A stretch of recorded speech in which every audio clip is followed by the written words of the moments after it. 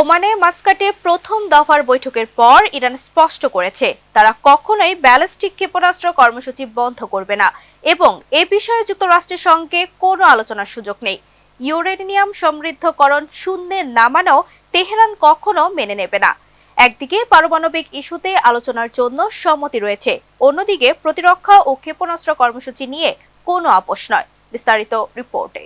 Colour expert এবং dark sap সমৃদ্ধ Orix advance detergent powder আপনার লন্ড্রি এক্সপার্ট। ওমানে প্রথম দফার আলোচনা অমীমাংসিত থাকতেই তেহরান সরাসরি বার্তা দিয়েছে ক্ষেপণাস্ত্র কর্মসূচি কখনো বন্ধ হবে না এবং যুক্তরাষ্ট্রের সঙ্গে এ বিষয়ে কোনো আলোচনার সুযোগ নেই। ইরানের পররাষ্ট্রমন্ত্রী আব্বাস আরাগচি বলেন, ইউরেনিয়াম সমৃদ্ধকরণ শূন্যে নামানো বা প্রতিরক্ষা সক্ষমতা হ্রাস করা কখনোই গ্রহণযোগ্য নয়।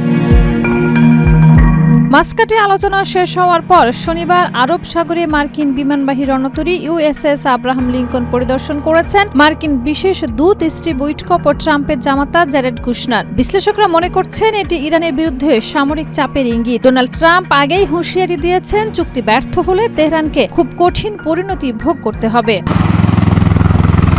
আরাগচি সতর্ক করে বলেন, তেহরান সব পরিস্থিতির জন্য প্রস্তুত। তিনি জানান, যদি যুক্তরাষ্ট্র আক্রমণ শুরু করে জবাব আঞ্চলিক পর্যায়ে দেওয়া হবে এবং এতে পুরো মধ্যপ্রাচ্য যুদ্ধের দিকে ধাবিত হতে পারে। তিনি আশা প্রকাশ করেছেন ওয়াশিংটন কূটনীতির পথ বেছে নেবে।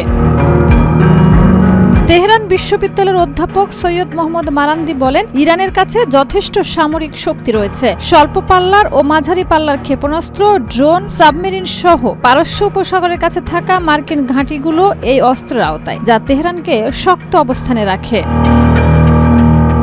উত্তেজনার মধ্যেই ইরান জানিয়েছে খুব শিগগিরই যুক্তরাষ্ট্রের সঙ্গে দ্বিতীয় দফার আলোচনায় বসবে, তবে তারিখ এখনো চূড়ান্ত হয়নি। এই পরিস্থিতি মধ্যপ্রাচ্যে উত্তেজনা অব্যাহত রাখছে, যেখানে পারমাণবিক ও প্রতিরক্ষা ইস্যু নিয়ে যুক্তরাষ্ট্র ইরান দ্বন্দ্ব নতুন মোড় নিতে পারে।